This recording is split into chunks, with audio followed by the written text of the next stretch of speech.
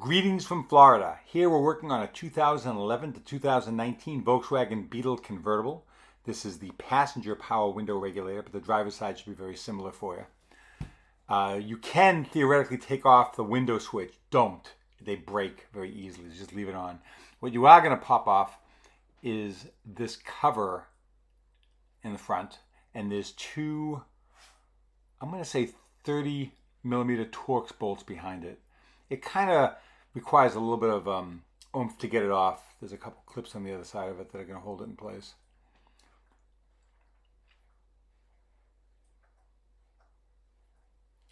And when you put it back together, you'll need to reinstall those clips. Generally speaking, these regulators, I have seen some aftermarket ones. You're going to want to stick to the Volkswagen parts on this. They're hard enough with the VW parts. Don't try to save a few bucks on this. Torx 30. Pretty sure it was Torx 30. Oh, maybe it was a 25.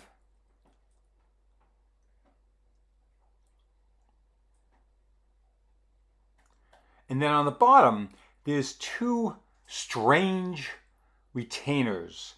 You've got to just take a pair of pliers and turn them a quarter turn to, I tried using Torx drives to loosen them, but it just wasn't working. So you just got to take a pair of pliers and just turn them that way. I tried a wrench. I'm sure somebody's got a better idea, so feel free, if you have a way that you've gotten these turned easier, feel free to mention it on this page. Also, at the very bottom of the door, while I'm struggling with this, at the very bottom of the door, there's two bolts that hold the bottom of the regulator on. Pushing them towards the door brings the window out. Pushing them away towards the outside of the door brings the window in. You've got to be careful with this, because if it touches the back window when it goes up and down, it'll think it's getting caught on something and it'll automatically come back down. So in addition to straightening the bolts that hold the regulator together, that hold the glass onto the regulator, you've got to move this back and forth a little bit to get just the right alignment. Hey, if you want us to do this, Power Up Auto, Florida, Tampa Bay, Manatee, Sarasota. We'd be happy to. We're very expensive on this. So once you get that off, you should be able to pull the panel off quite easily. There's a few wiring harnesses to unplug on the other side, not a big deal. You don't need to see them. There's the cable that goes to the handle, quite easy. Pull the tab out just a little bit and it just pops right off.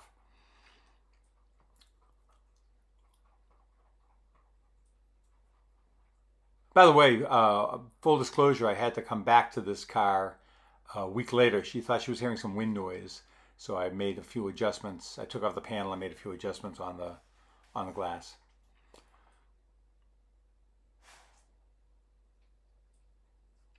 So we're taking off the covers there, rubber covers there.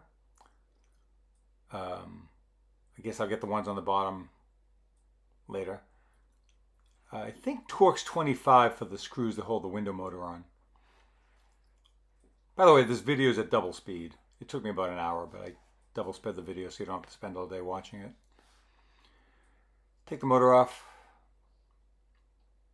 You can see all the cables messed up. And then we're going to take off this wire here.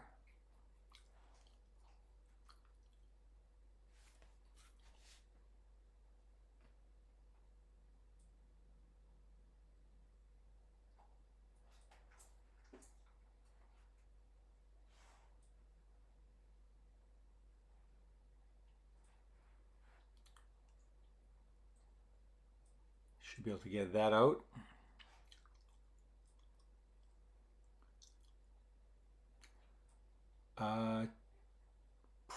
Probably Torx 30s on the bolts that go to the glass. So you can take those out completely. And I had a problem with this getting the glass back up. The cables were that crimped. So I ended up having to go in and cut one of the metal cables to get it up. You can do that. Don't cut any electrical cables, but you can certainly cut the metal cables so that you can push the glass back up. So you want to the left of where my hand was is the access hole where you'll get access to the other bolt.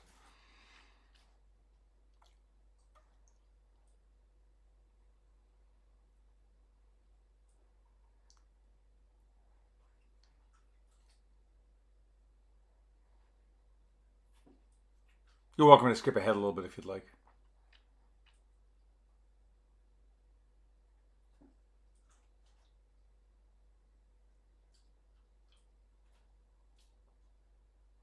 I eventually got in there with a pair of linesman's pliers to cut the other cable.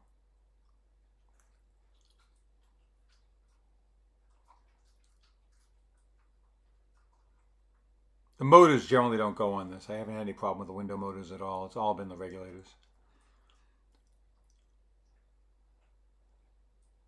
Oh, I'm taking off the belt molding, the channel at the top, which you'll need to take off anyway to get the glass out.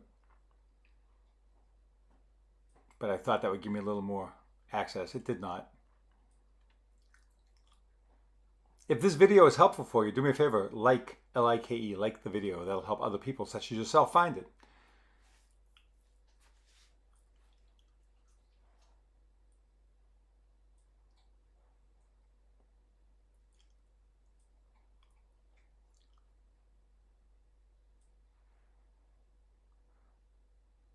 That you'll be removing as well.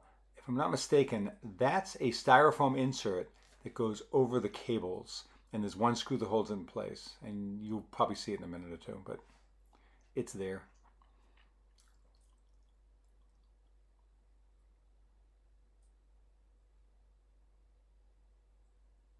And you're probably saying to yourself, hey Scott, why don't you just take the speaker out? Because it's riveted on, and you'd have to go ahead and use some self-tapping screws to put it back on. So if I can avoid taking the speaker out, I avoid it. It would have made it a little bit easier, but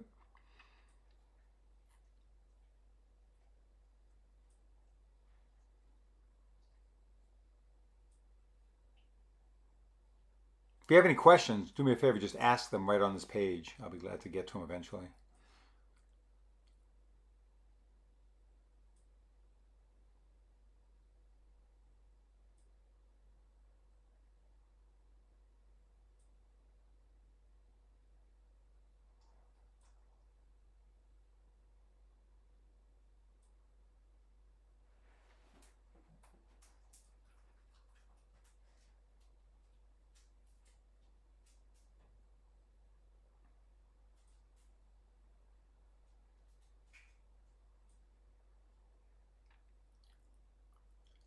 So now what I was going to try to do was see if I can get the bolt out without getting it up to that point. So I got a small socket, a small Torx bit, and even that didn't work.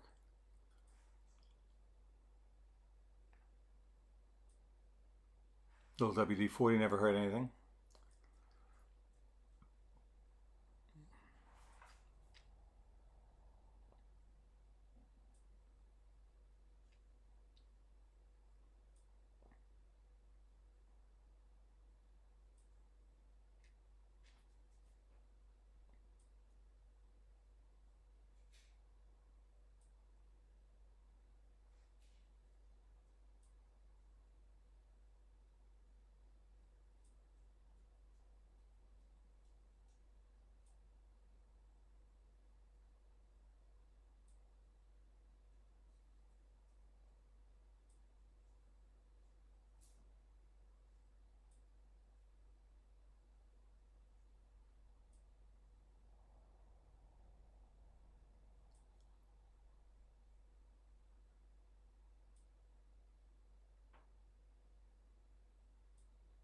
Looks like I finally got it. So now I'm getting the other bolt out.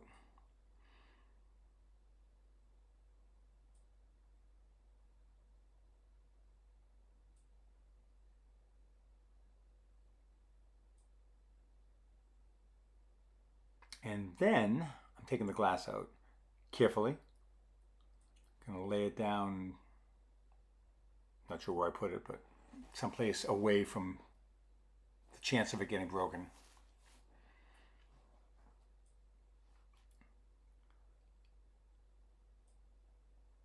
And now I'm taking off, if I'm not mistaken, the covers that are on the bottom of the door. There's a couple covers on the bottom of the door. That's where I mentioned you need to slide those back and forth to get the proper alignment of the glass into the cockpit of the car.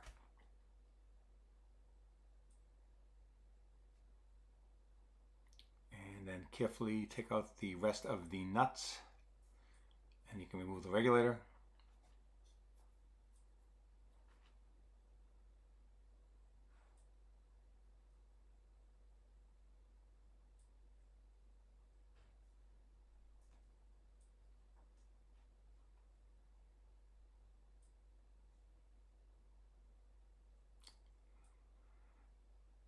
And one thing I didn't do, which I usually do, before you get into all this, make sure you have the correct regulator. Now, double check the part number. You know, you can look at it against eBay. When you see it at the dealer, you can look at the part number against eBay to see if it's the same, or Amazon to see if it's the same part. You know, you can plug in the part number and see what comes up. You don't really want to go to all this trouble if you don't have the right part. And now we're going to slide the regulator in. This part's not that difficult.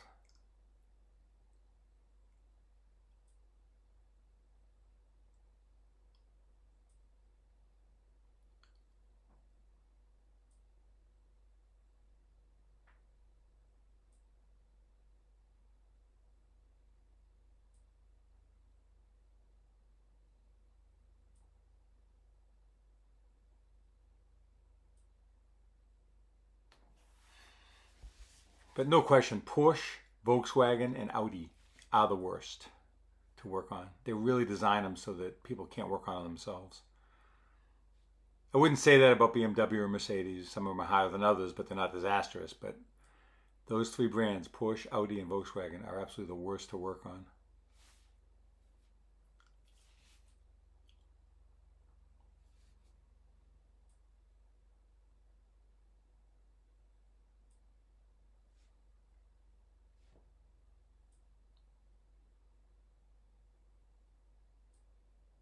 And reattaching the nuts.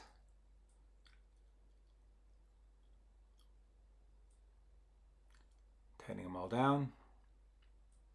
Try to line up the bottom ones, the one I just did, with wherever marks were there from when it was originally installed. That'll help you save some time, but you still might have to move it back or forth a little bit.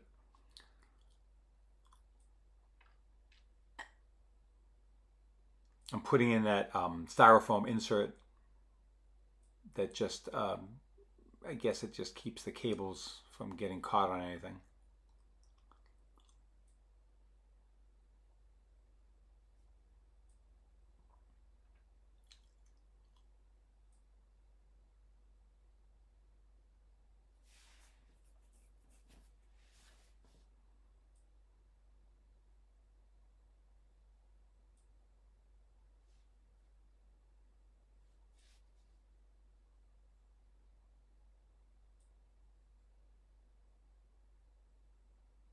The new regulator comes with the brackets that go on the glass. Oh, one more important note, and this is vital.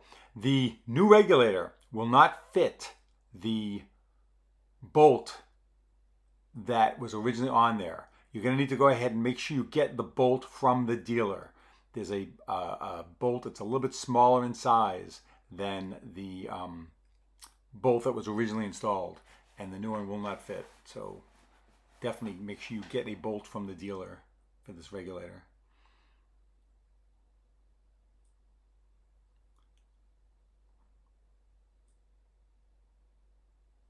Put the glass back in, lining everything up. And as far as adjusting the glass side to side, you know, it's art as much as science. So you'll need to, you can put the bolts in, and then you can slide the glass up or down a quarter of an inch either direction, side to side, a quarter of an inch either direction. You'll just have to figure that out. Or call us. We'll do it.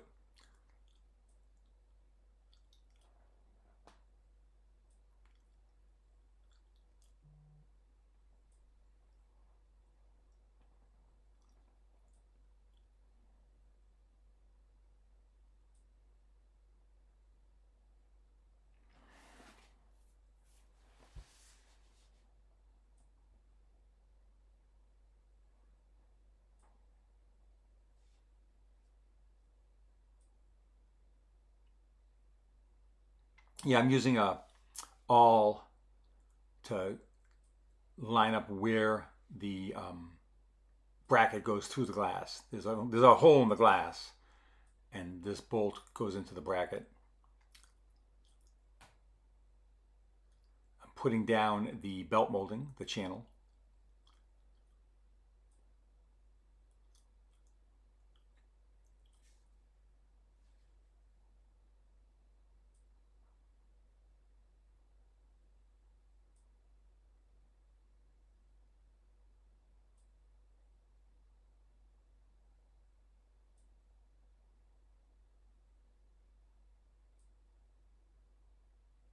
And then putting the motor back onto the regulator.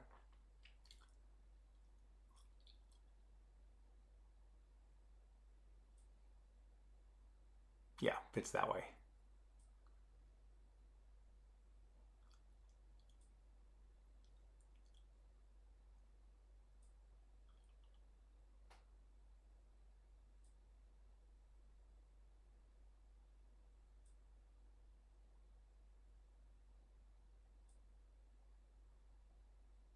What I'm doing there is just moving the glass up and down a little bit to move the splines of the gear on the regulator to line it up with the motor.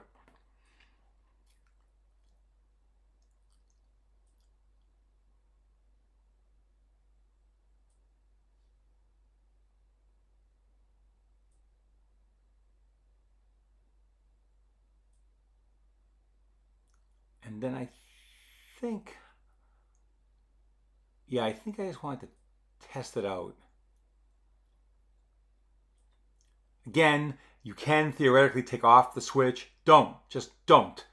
The plastic breaks on these, and you won't be happy.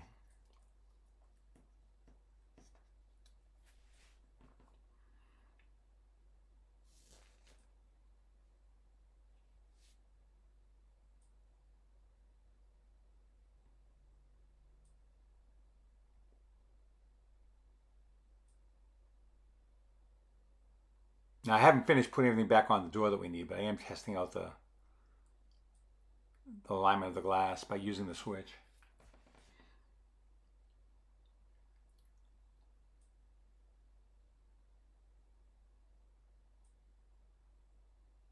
Or actually, you know what I was doing there? I was using that switch to just move the teeth of the motor a little bit to get it to line up with the gear on the regulator. And I think now I'm going to probably test it out.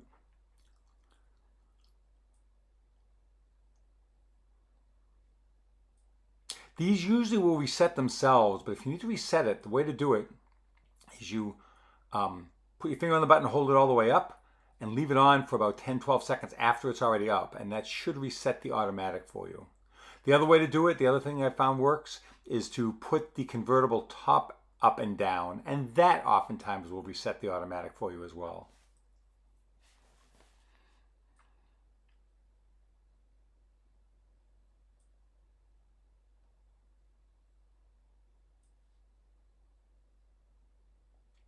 So I think I felt I needed to have a little bit of an adjustment there. It was either too high or too low. And I am sorry I didn't show you the glass itself, but this is a working farm. I'm doing the best I can while showing you what's going on.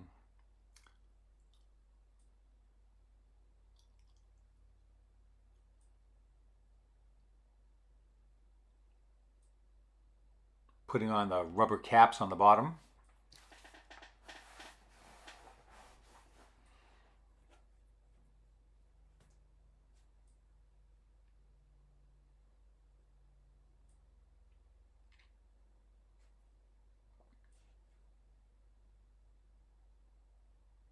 Closing the door, make sure it lines up.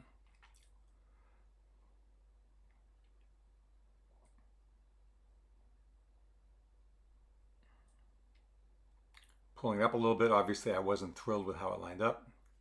Let's take a look at that.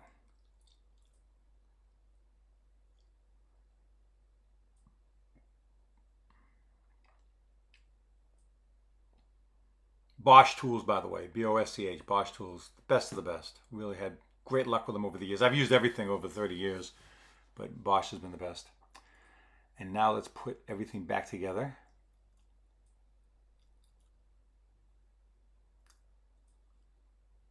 By the way, the thing that's dangling there is, if I'm not mistaken, it's the airbag sensor. So don't unplug it. You may have to reset it if you do.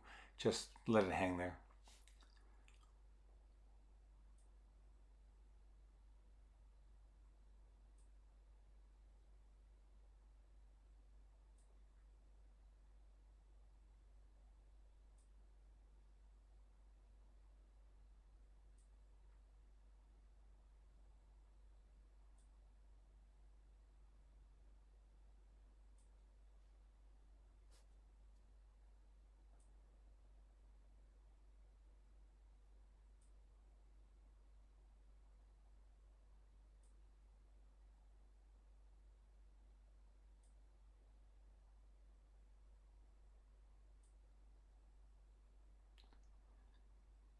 Also, on some of the older ones, if you're in a cold climate or a very hot climate, the plastic on Volkswagens is really suspect.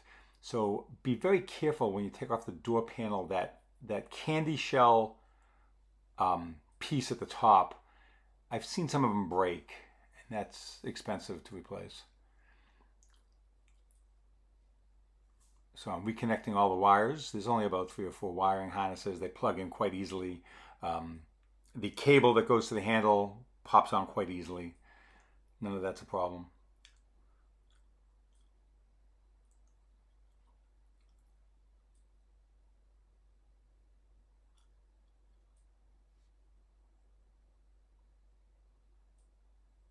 And you know what? I have nothing to add to the rest of this, so I think you've seen everything you need to see. If you have any questions, please ask right here. If you like the video, like the video. And thank you for watching. Have a great week.